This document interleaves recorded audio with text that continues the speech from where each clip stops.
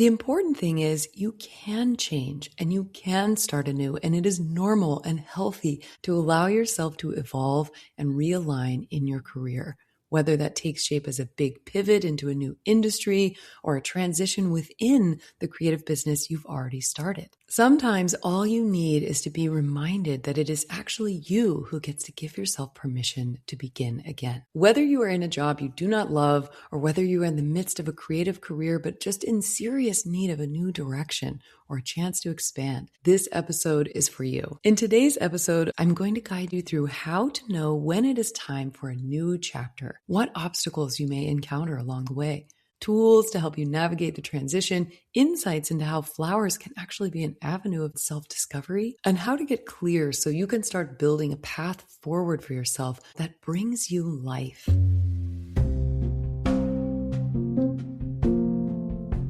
Welcome to the Called to Bloom podcast. I'm Jen Cavender, founder of Nectar and Bloom, and your host as we explore tools and holistic methods that empower you to craft an inspired career and a fulfilling creative life. I am a floral artist and educator who left an academic career to build my dream floral design studio. Now I empower flower lovers, florists, and creative entrepreneurs like you to find your aligned path and to build your dream. Together, we go deep into topics covering creative entrepreneurship, health and well-being, sustainability, personal transformation, the art and business of working with flowers, and practices for manifesting a life you love. If you are ready to feel inspired and empowered as you build your next aligned creative chapter, you are in the right place.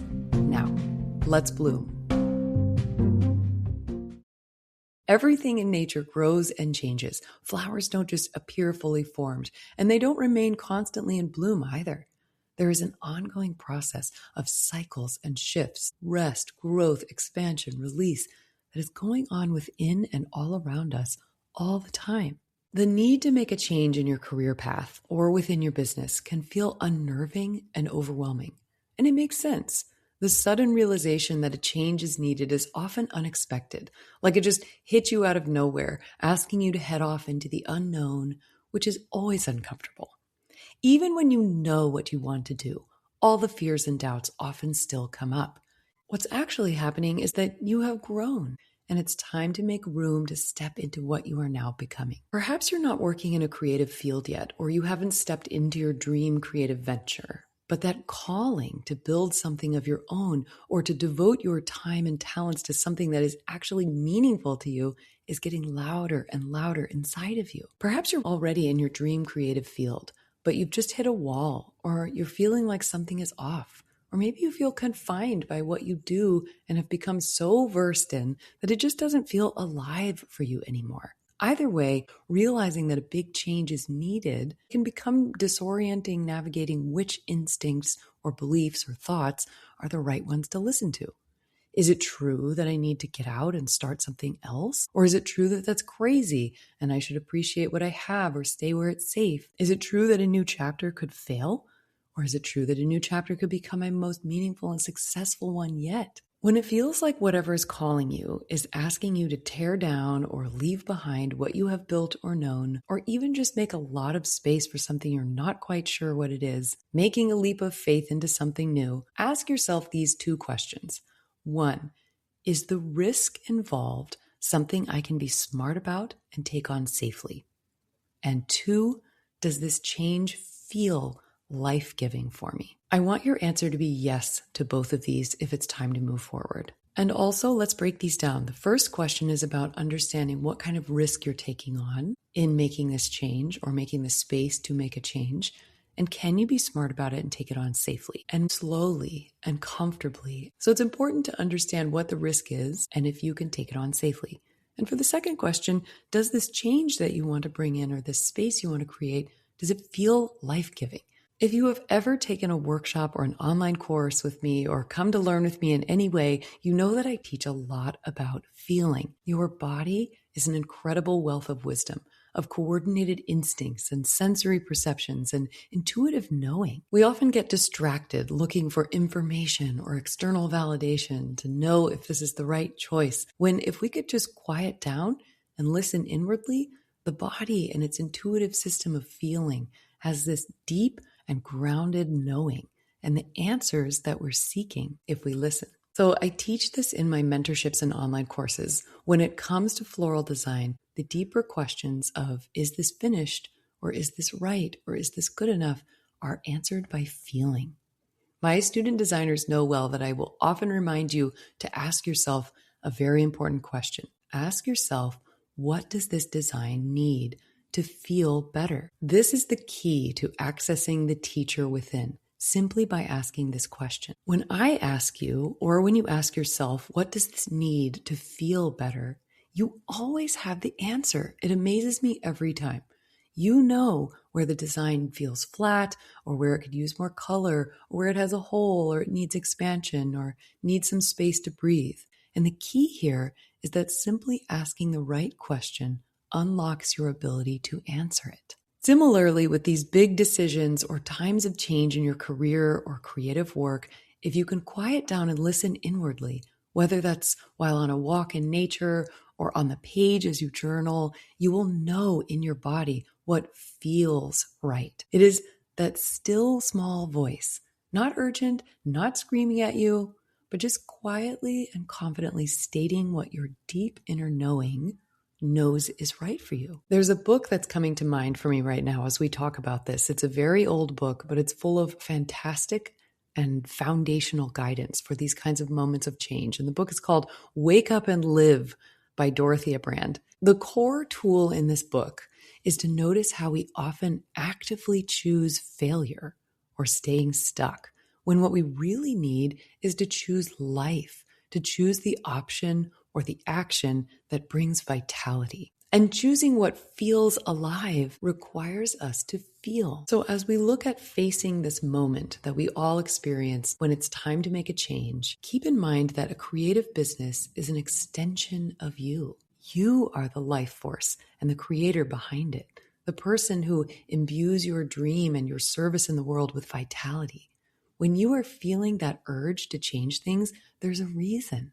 It's time to make space to notice what feels alive for you. Ask yourself, what does your career need to feel better? Just like you would ask, what does this design need to feel better? What does your career need to feel better? Building a business, the act of building a business, of pursuing a creative career, is also building this channel through which you are discovering who you are. When I left my former career in academia to start my creative business and Nectar and Bloom, I felt so inspired and excited to finally build a career chapter that felt aligned and exciting to me. And I also felt completely flooded with doubt about this crazy pivot and haunted by all the fears that this was an insane idea, that it might not work out, and that I had no business pretending to be someone or something else that I now wanted to be.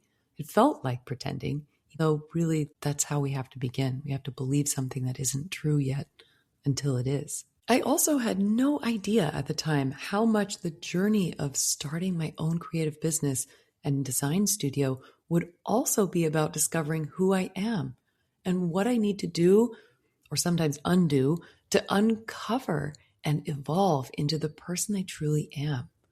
That's a huge reason why I started this podcast and the inspiration for this episode as well, because I know you are on that journey too, and you need to know that it is necessary to allow yourself and your business to change and evolve along the way, because that's what you're doing, living and breathing and evolving. And that business and how you express and serve is evolving along with you. And weirdly enough, the evolution of your business is in turn helping you to evolve. It's a beautiful reciprocal process. I share a lot about this transformation process in episode 3 of Call to Bloom. It's called How I Transformed My Floral Business to Align with My True Calling. So if you haven't already, give that one a listen to get more of the kind of evolution that happened for me along this journey of floral design and creative entrepreneurship. But for today, the essential point is that whether you are feeling all the discomfort and signals that it's time to build a new career, or whether you are feeling stuck and ready to expand in your creative business, this is actually a really exciting, pivotal growth point that requires you to feel, to listen inwardly and to let both your external world and your internal world to change.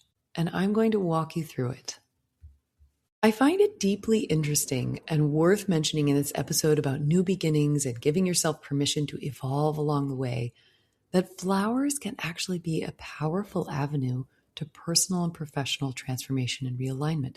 Creating with flowers can be a pathway into deeper inner shifts, expanding personal awareness too, and finding clarity about the right decision and direction forward for you. I have taught countless workshops and private mentorships over the years, and it's always fascinating to me to hear what brings each of my student designers into my studio. Some have established businesses that they want to expand or refine or up-level. Others are aspiring floral artists who are making a big pivot, who come to dive in and really jumpstart this new dream with a kind of immersive experience. And still, a number of others have no experience working with flowers at all and aren't even sure whether they want to start a floral venture, but they feel called and strongly to have an immersive and personally guided experience in flowers. I say this because all of these different reasons point to this desire to grow and to transform and to change. And I think that part of that is building a creative career, but part of that is also just wanting a medium through which to explore transformation. And that's really what flowers embody. Flowers are also ephemeral. Their beauty and vitality are fleeting, which gives them this extra magical mojo life force and impact over us. They bloom into a peak and then they elegantly begin to wither and disappear as they go to seed. So in short, flowers don't last forever, but that seems to only amplify their impact on us. People are often drawn to flowers, and myself included, because they need to transform. They need to change. They need a path to tangibly explore what is calling them. Flowers are transformative and flowers are calming. Flowers are hopeful. Flowers are inspiring. So flowers create this colorful, sensual space for us to move into the discomfort of the unknown and to have a sense of wonder and hope as we explore a new avenue. Some of you know this already, but I grew up on an organic produce farm. And as a kid, my sister and I grew our own cutting flowers to make into big, bright bouquets that we sold at our parents' local farmers market stand. And that was my beginning in flowers. Huge part of my childhood, huge part of my upbringing, even though I never expected that to be part of my future or my life or my career or really my calling at the time, really at any time until it started to happen. My sister and I would choose seeds that we loved and that interested us. We'd plant them and transplant the seedlings. We weeded and watered and cut and processed and then designed these bouquets with the flowers that we chose. It was a ton of work, as anyone who has ever grown flowers or who's growing flowers knows, but it was such an incredible experience having a hand in the cycle of life and participating with this transformative, miraculous process to be shared and enjoyed. And I look back on it fondly and always with a touch of amusement too, because like I said, never in a million years would I have thought that those sweaty summers in the garden of my growing up years would have anything to do with my future adult career. Once I realized that floral design and floristry for events and celebrations was even a thing, I became obsessed. Some of you know this story from my very first episode, How to Start a Floral Design Studio from a 180 Career Pivot. But this was the point where I went totally outwardly absurd and decided to leave my academic career that I'd been building and build a floral design studio business from absolutely nothing during my final semester teaching college English. It was quite the 180. But each time I let myself buy and explore designing with flowers, I felt like I was receiving messages and vitality and clarity that this was the way, even with all the doubt, even with all the imposter syndrome. This felt like a line of work that could fit all of me, where I could bring together my artist self with my inner entrepreneur, my go-getter achiever self, my nature lover, the part of me that loves to teach and empower others, the writer, the guide. All these parts of myself could fit and belong in this world of floral art. The truth I have found in this experience is that flowers, with their powerful vital energy, provide, in a way, a kind of self-discovery tool that supports us in making a big transition. I've seen this call to flowers and floral artistry in action many times. While many of my mentees come to my studio or to an online coaching session to build or up level a floral business, many, if not most, also come with deep inner transformation work at hand. And it's as though flowers are in some way this essential element to that pivotal time of growth or healing or expansion. If a creative experience is calling to you, no matter what it sounds like, no matter what it feels like, no matter how out of left field it seems, no matter where you are in life, listen to it, notice it, take it seriously. Chances are that this new calling, that excited feeling and that desire to explore it is deeply relevant to the new path or the next step you need to take. Here are a few ways to use flowers to support a transformational moment in your career or to begin moving forward into a new chapter. Go buy yourself flowers tomorrow and let yourself play with arranging them freely. Grab a Poetry of Flowers course from my online floristry education collection and learn how to create a type of design that thrills you. And by the way, remember to use your Called to Bloom listener exclusive discount if you do this using code Called to Bloom for 10% off when you check out. Or come out to my studio for a studio immersion mentorship, and we can dive into transformative floral education and hands-on experiences that we integrate with coaching and well-being guidance to support you stepping successfully into your dream, into your pivot, into your next chapter. You can also reach out to local growers in your area to source freshly grown flowers from them, or volunteer to see if you can help out around the farm to help get yourself started in flowers. Don't let fear and doubt stop you. Let them come up, feel them, and take a step forward into what is calling you anyway. So how do you know when it's time to make a big change or when it's time to let yourself change paths? The reality is that you've been somewhere building something, whether that's a creative business or a career chapter working somewhere else, but it now feels like you've hit a wall and something needs to change. How do you know if you're just having a bad day or a weird mood?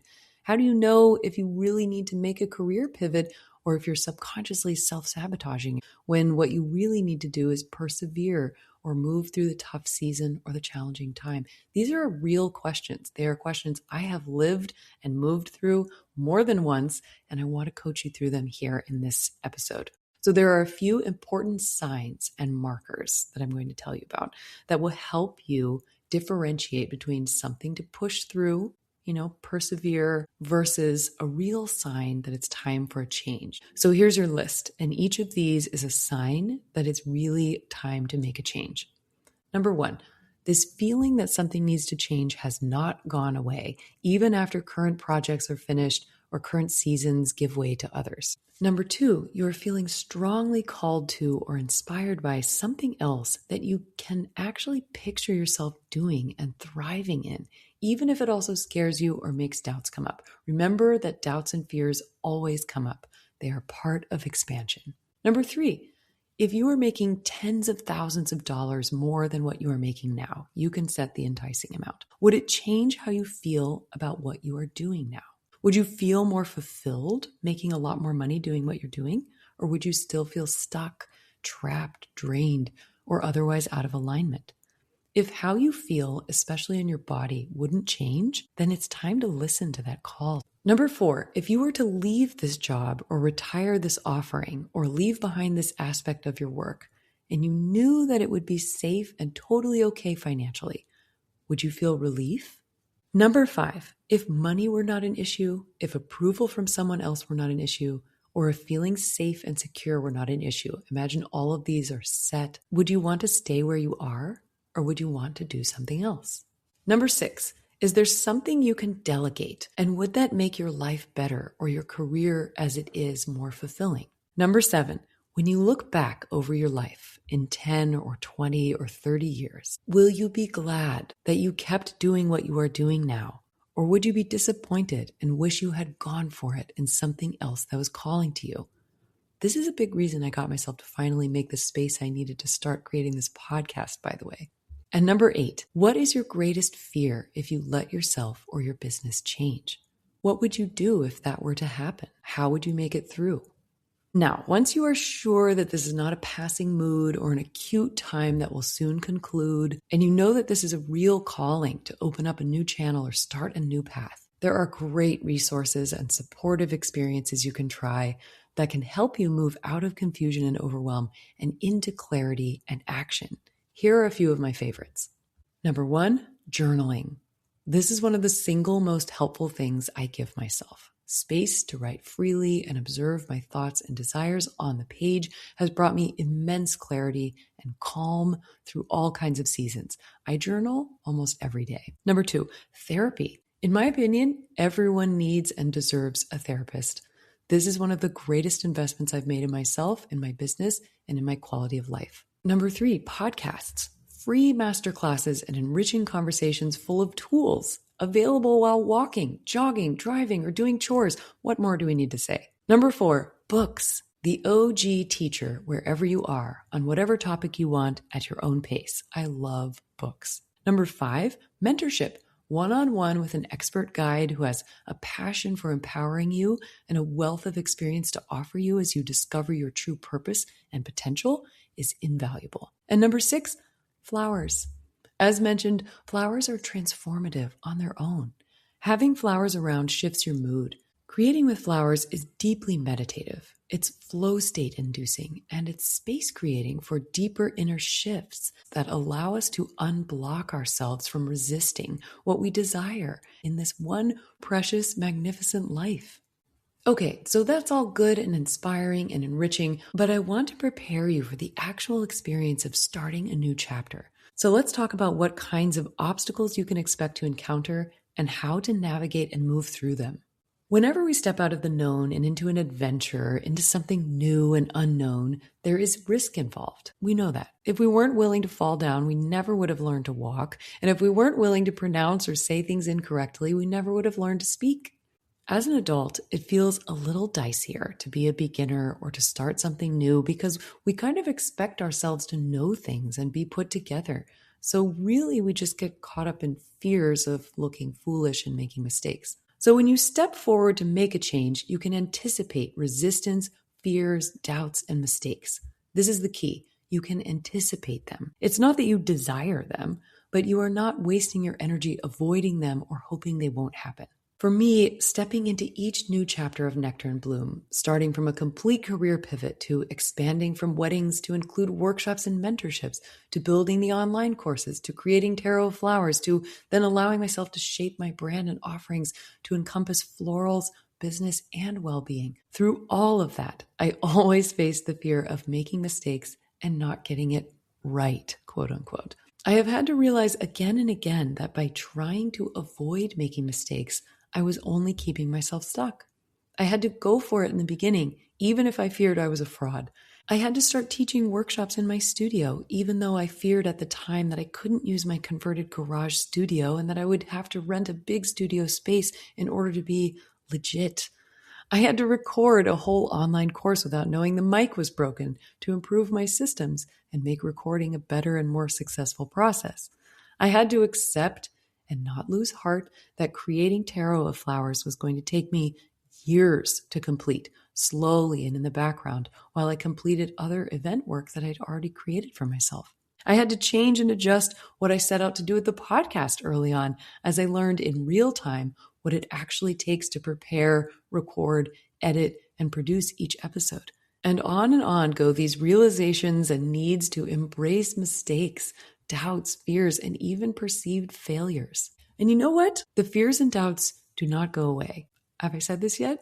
But you do get more skilled at working with and moving through them. So on this note, I want to point out for us 5 of the biggest obstacles in making a big change so that you can anticipate and know them when they show up. 1, fears. 2, doubts. 3, emotional attachments. 4, resistance from self or others. And 5, the unknown. All of these are super uncomfortable feelings and situations, and our brains are wired to avoid them. So we do all kinds of things to get away from them. Sadly, most often we end up just avoiding or putting off what we really want to do in that process. It takes a conscious effort and a strong belief in what you know you are meant to discover and do to overcome these obstacles. And you are 100% capable of doing that. This is why it's helpful to find a mentor or a teacher or a podcast like this to guide you and encourage you along the way, because you need someone to help you hold the vision. Remember that you have that vision and you have everything you need to make it happen. So now that we just looked at what obstacles we can anticipate, I want to walk you through some of my favorite tools, mindset shifts, and perspectives that will help you navigate and overcome these obstacles. First, with fears and doubts, I invite you to reframe these as heralds of expansion. What I mean by this is that instead of feeling like fears and doubts, which inevitably and constantly come up as you make changes or build new chapters, recognize that they show up first when you are growing and expanding. They're a signal, an early indicator that you are actually evolving into expansion, and that is a good thing. Notice when you feel overwhelmed with fear and doubt. And instead of going down a disastrous reactionary wormhole or allowing these protective emotions to take over and stop you, just thank them for showing up. Focus on expanding your capacity to feel the discomfort as an essential part of stepping into your next aligned chapter. I recently heard this wonderful statement from life coach Brooke Castillo on her podcast when she said, "There is no emotion you cannot feel." This is huge, and I offer it to you because it makes a really powerful affirmation. There is no emotion I cannot feel. Even the fear, even the doubt, even the shame, all of it, I can feel it. And the point of feeling is to allow fear and doubt to be, instead of letting them be the reason you stop or shy away or stay stuck or keep small when you know something else is calling to you. Feeling for a few minutes the agonies of fear and doubt when they come up without resistance is far better than living a life crippled by constantly trying to avoid them. Feeling is how we move through the emotions and continue to move forward. Another helpful tool is to reframe what we actually fear when we get stuck. We think we fear failure, right? But most of the time we actually fear our own success. How crazy is that? We are afraid of expanding into and succeeding at the level we desire. It's because subconsciously we don't yet know or believe that that is safe, and we don't often feel we deserve it yet in some way. There's an amazing quote from Marianne Williamson that goes, "Our deepest fear is not that we are inadequate. Our deepest fear is that we are powerful beyond measure." And she goes on to say in that quote how essentially we all are meant to shine. And when we let our light shine, we give other people permission to shine too. When we resist, we tighten and stay small. When we feel, we relax and expand.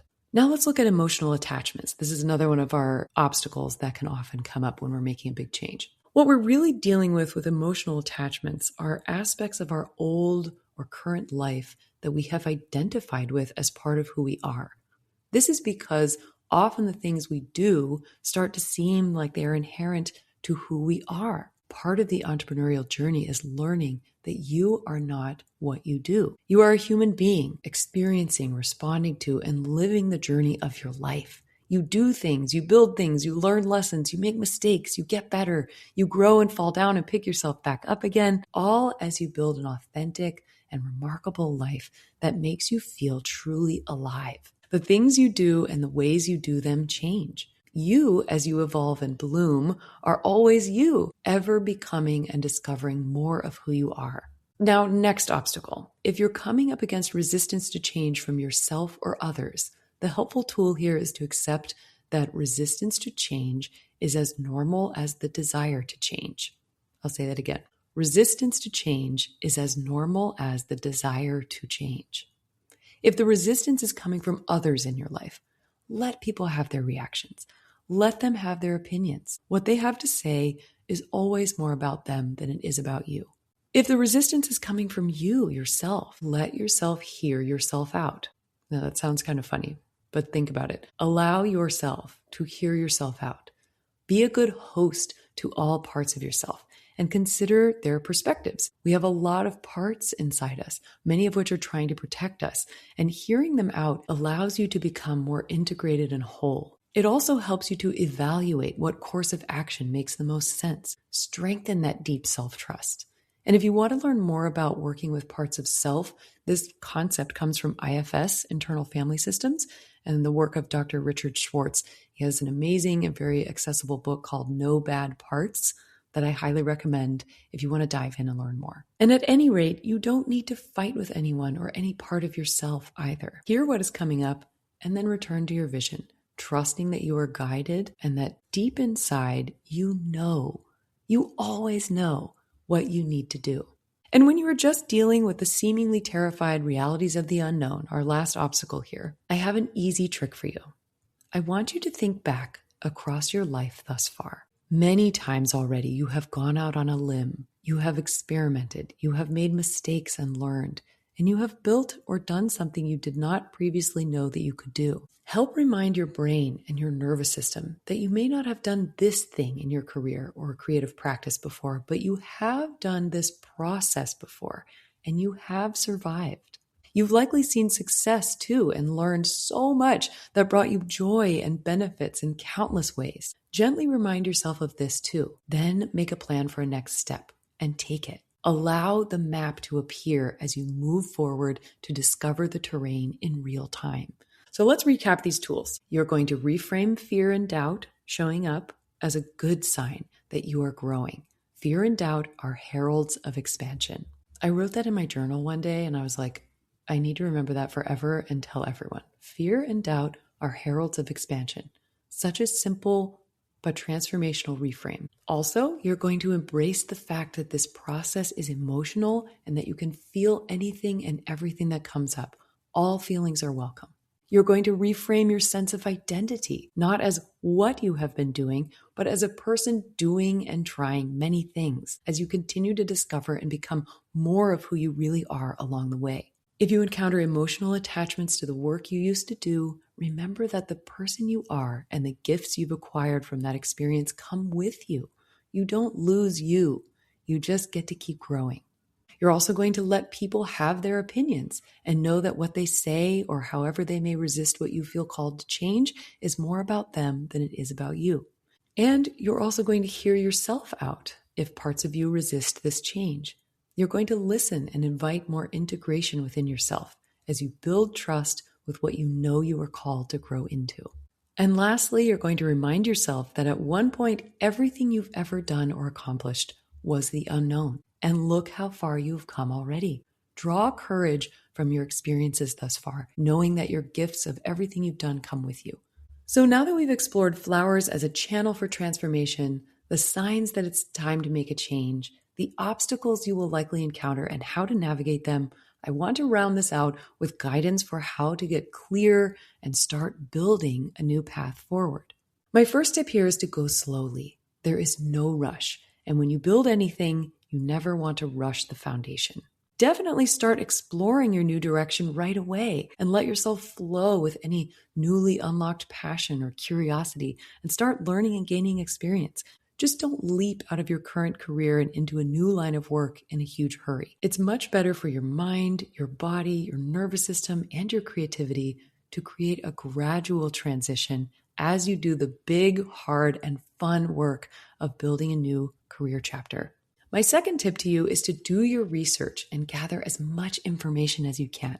Reach out to mentors and teachers and guides in your new field. See what kinds of classes or workshops or mentorships you can try. Immerse yourself in podcast episodes, books, videos, and hands-on experiences so you can learn as much as you can to inform you as you build. Don't let this intimidate you. Don't compare yourself. Just take it as a feast of information to help yourself build and learn and feel encouraged and supported. Anyone doing anything you want to do is more affirming permission that you can do it as well. The third tip I have for you in getting clear and building a path forward is to keep a regular journaling practice. I talk about journaling in like every episode, but there's a reason. Journaling is so transformative. And speaking of therapy, it's completely free. And more specifically here, try to write a page each day just building your vision and exploring inside yourself what you really want to do and how you want to do it. Specifically those things, what you really want to do and how you want to do it. Journaling gives you this space where you can unwind your worries, untangle your mind, and get clear about what makes sense to do now and next. Try this as a writing prompt. What is the new vision I am creating for my creative career? What does a day, a month, and a year in my new dream life look like? What do I want to be doing and who do I want to be serving? How do I want to feel? And how do I want my clients to feel? What do I need to know or acquire to take another step forward? So that's a lot of questions for a journaling prompt. This will be in the show notes. You can use it as you refer back.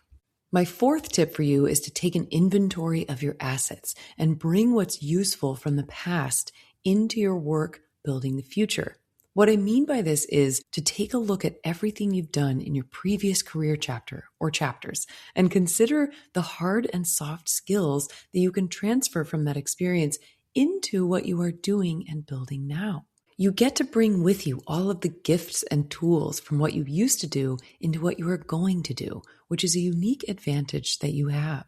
I came into floral design with a background in writing, storytelling, teaching workshops and classes, and health and wellness modalities. And all of these came with me into my new business. And each has helped me shape how I design, how I teach, how I serve, and what I offer. My fifth and final tip here is an exercise to help you prepare and build your new path forward. In this exercise, all you need to do is imagine what you are doing when everything is up and running in your new chapter. What do you need to have in place? What do you need to gather or learn or acquire to be there? Then work backwards. So if you imagine yourself already there, what do you need to have in place? What do you need to learn? What do you need to be able to do in order to be there? Choose one thing or one area of this vision that feels the most important or pivotal and break it down into steps that you need to take to get there. Chunk things down so that the steps you need to take are very small and very achievable. Once you've completed a step, then take the next step. If, for example, your vision includes you owning a flower shop and selling arrangements to walk-in customers, what are the core components of this vision that you need to learn or acquire or have in place to make it happen? You will need floral design skills, a business plan, a retail space, a floral cooler, wholesale accounts, space to design, packaging and delivery materials, a simple website where people can place orders, point of sale system for in-store purchases, delivery setup, etc. Depending on your previous experience, you will be able to determine which of these is most important to set up first. Let's say your goal is to leave your corporate job and start a small creative business of your own. Then you will need a savings goal of financial resources to support you when you leave your current position, and a plan for how to build that savings, a clear idea of what you want to do and who you will be serving, a timeline for slowly transitioning out of your former work and into your new career. You'll need an adequate workspace, even if it's a room in your house or your garage. You'll need materials, skills, services you want to provide, and clear ways for people to find and book you. For many creatives, the creative work itself is easier to learn than the business support and the holistic picture of how to become a successful working artist. That's why I personally teach in my mentorships and workshops and coaching sessions both the design and the business and strategy holistically. The reality is you either need to have a steady job or a separate income that gives you enough space to do your art, or you need a smart plan and a business strategy to help build a creative venture that can be a successful business as well. And that clarity makes either option much more attainable. Now, as a note, none of these lists are meant to be exhaustive or make you feel like you're behind. The exercise is to write down what you need to know or do or acquire so that you've got it mapped out and so that you can start taking steps toward attaining those pieces that need to be in place for you to be living in your new chapter. So with these steps and exercises in place, you are in great shape to start taking action and making real progress towards your new creative chapter and feeling free to grow and evolve in the work you do in the world.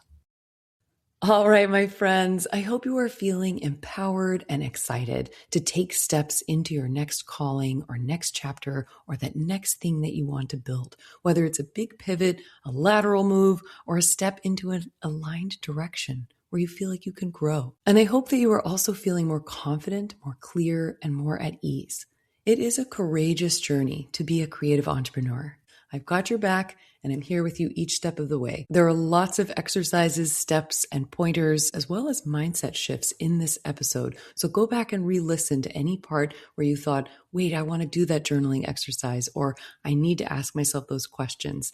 This is exactly why this resource is here for you. I can't wait for you to step into your next chapter, for you to feel free and supported to build that next movement in your creative direction that's going to make you feel so fulfilled. Remember, when we can embrace the full spectrum of this creative entrepreneurial journey, the highs and the lows, the clarities and uncertainties, the discoveries and the doubts alike, we free ourselves into the next level of real growth. We get stuck far less or stay stuck for far less time, and we keep taking courageous steps forward to build the dream as it reveals itself to us in the act of building it.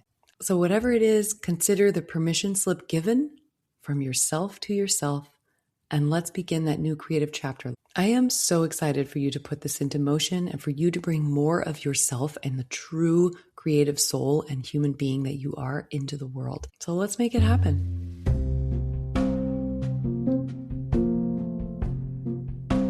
Beautifully done. You just completed another episode of Called to Bloom, another step forward on your creative journey and in your creative evolution. To expand your experience, hit follow so you never miss an episode. And also, please take a moment to rate and review. Your words are so powerful in helping other creatives like you to discover the podcast. And then head over to calledtobloom.podcast.com to find show notes, references from this episode, resources, and other details. And if you're ready to deepen your practice with classes and immersive experiences in flowers and well-being, head over to nectarandbloomfloral.com and explore my one-on-one mentorships, Poetry of Flowers holistic online courses, workshops and retreats, and my original Tarot of Flowers deck.